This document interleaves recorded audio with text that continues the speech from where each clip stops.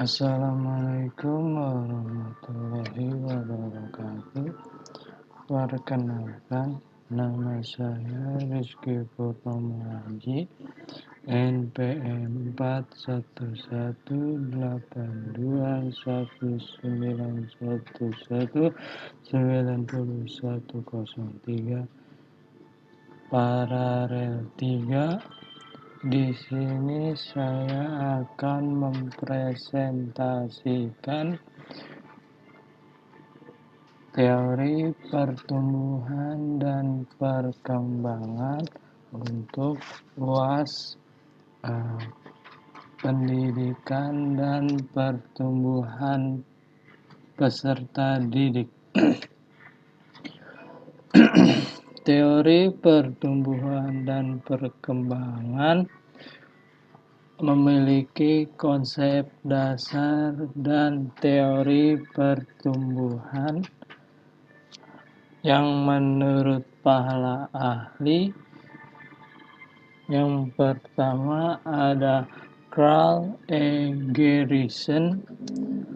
Menurutnya, pertumbuhan adalah perubahan individu dalam bentuk ukuran badan atau perubahan otot, tulang, kulit, rambut, dan kelenjar.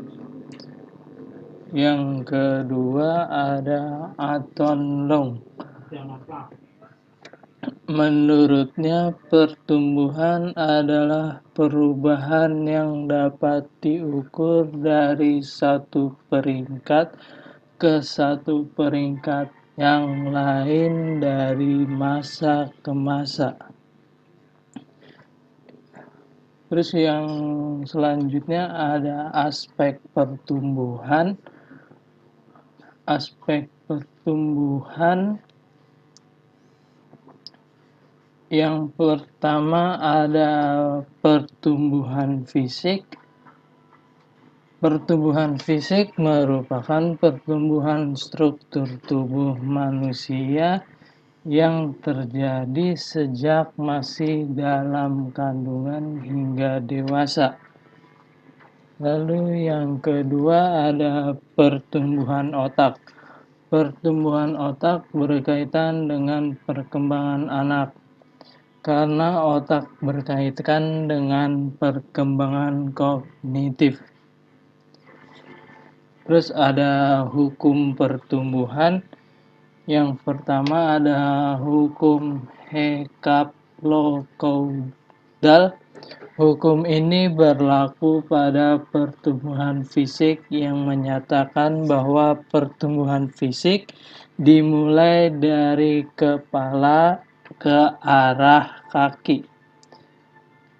Lalu yang selanjutnya ada hukum proximodistal. Hukum ini menyatakan bahwa pertumbuhan fisik berpusat pada sumbu dan mengarah ke tepi.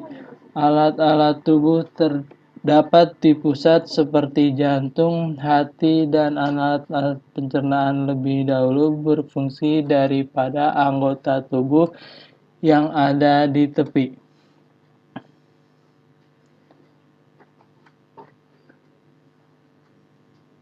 Ini tadi penjelasan dari hukum-hukum Cepakoda dan hukum-hukum proximodistal.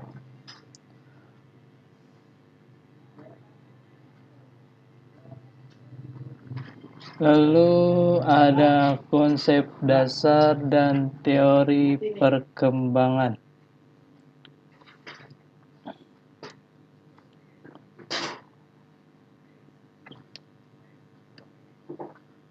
Konsep dasar yang pertama ada pertumbuhan.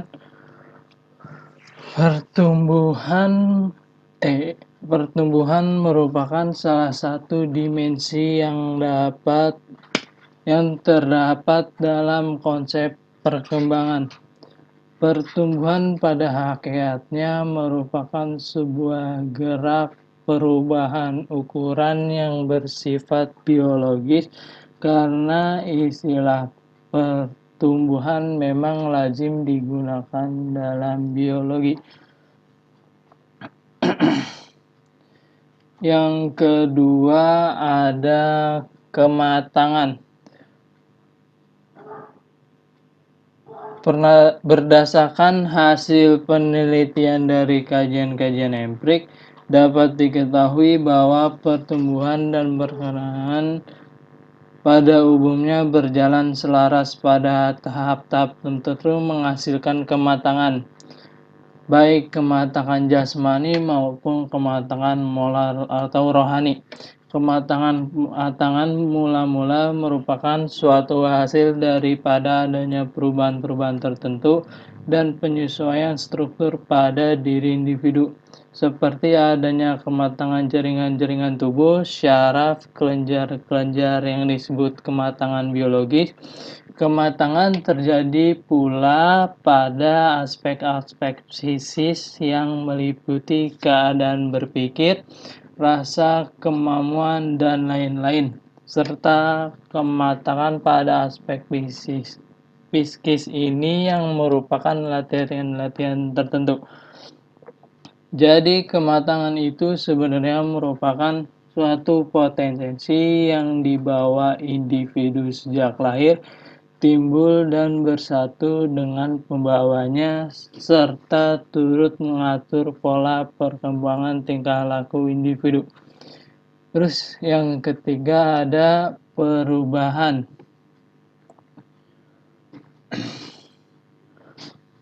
Perkembangan mengandung perubahan-perubahan, tetapi bukan berarti setiap perubahan bermakna perkembangan. Perubahan-perubahan tidak harus selalu mempengaruhi proses-proses perkembangan seseorang secara simultan dan otomatis. Perubahan-perubahan dalam perkembangan bertujuan untuk memungkinkan orang menyesuaikan diri dengan lingkup di mana ia hidup untuk mencapai tujuan ini. Realistis diri atau yang biasa disebut akulturasi diri merupakan faktor yang sangat penting. Tujuan ini dianggap suatu dorongan untuk melakukan sesuatu yang tepat untuk menjadi manusia seperti yang diinginkan, baik secara fisik maupun psikis. Realisasi diri memainkan peran penting dalam kesehatan jiwa seseorang. Orang menyesuaikan diri dengan baik secara pribadi dan sosial akan mempunyai kesempatan untuk mengungkapkan minat dan keinginan dengan cara-cara yang memuaskan diri. Namun pada saat yang sama ia harus menyesuaikan dengan standar-standar yang diakui bersama. Kurangnya kesempatan untuk mengaktualisasikan diri akan menimbulkan kekecewaan dan sikap-sikap negatif terhadap orang lain serta terhadap kehidupan pada umumnya. Lalu ada teori perkembangan. Yang pertama ada teori psikoanalisis.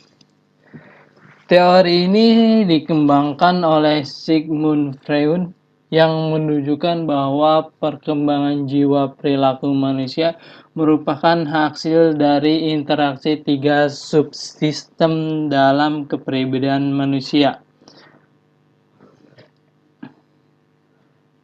Yang dimaksud tiga kepribadian itu ada ID, ego, dan superego. ID yang dimaksud adalah sebagai bagian dari struktur jiwa, merupakan wilayah kepribadian yang menampung dorongan-dorongan biologis baik yang bersifat konstruktif atau yang bersifat destruktif. Terus yang kedua ada ego yang berfungsi menjabati antara tuntutan ID dengan realitas di luar maupun melalui jaringan yang rasional.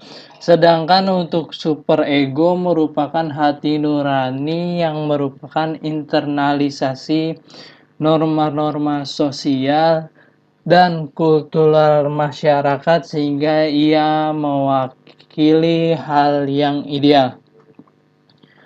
Lalu ada teori perkembangan kognitif. Teori ini ditemukan dan diperkenalkan oleh pakar psikologi Swiss terkenal dengan nama Jean Piaget, yang menyatakan bahwa cara anak belajar mengikat, mendengar, menapati dunia ini sekitar tidaklah pasif. Mereka memiliki rasa ingin tahu mengenai dunia di sekitar mereka dan secara aktif mencari informasi yang dapat membantu mereka memahami serta mengerti situasi mereka. Dengan kata lain, anak-anak membangun secara aktif di dunia kognitif mereka sendiri sehingga pengetahuan bukan hanya berupa informasi yang sekadar dituangkan ke dalam pikiran mereka dari lingkungan tanpa melalui proses pengolahan secara kognitif. Lalu yang selanjutnya ada teori belajar. Teori belajar adalah bahwa hakikatnya perkembangan adalah proses asosialisasi di mana bagian-bagian mempunyai nilai lebih dari keseluruhan. Dari perkembangan anak-anak pada mulanya mempunyai kesan sebagian, kemudian melalui proses asosialisasi, bagian-bagian tersebut membentuk menjadi suatu keseluruhan.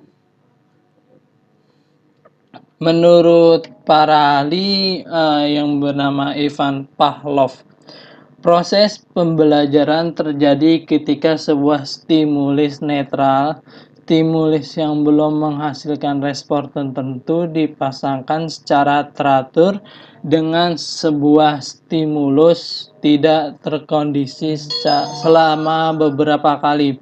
Berulang-ulang, stimulus netral akan berubah menjadi stimulus yang terkondisi yang kemudian menghasilkan proses pembelajaran atau respon terkondisi yang biasanya serupa dengan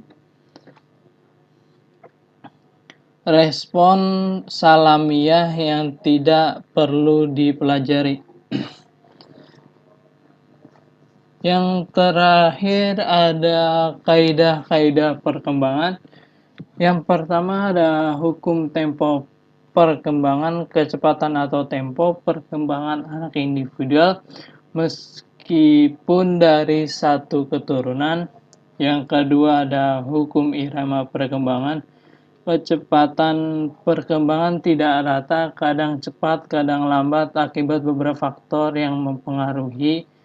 Yang ketiga ada hukum konvergensi, faktor hereditas atau keturunan atau pembawaan dalam lingkungan mempunyai pengaruh yang sama kuat terhadap proses perkembangan. Ada hukum hierarki perkembangan, setiap individu yang normal akan melewati segenap fase perkembangan. Hukum pola umum perkembangan individu mempunyai pola umum, berarti pertumbuhan dan perkembangan mengikuti pola-pola tertentu. Ada hukum diferensiasi perkembangan menuju ke arah diferensiasi sistem respon mengarah pada individuasi. Hukum kontinuitas perkembangan bersifat Continue, tidak pernah melompat-lompat, tiap tahap dilalui satu persatu. Hukum individualis perkembangan setiap individu yang normal, sifat-sifat individu dalam perkembangan saling berkorelasi secara positif. Cukup sekian dari saya, lebih kurangnya mohon maaf. Wassalamualaikum warahmatullahi wabarakatuh.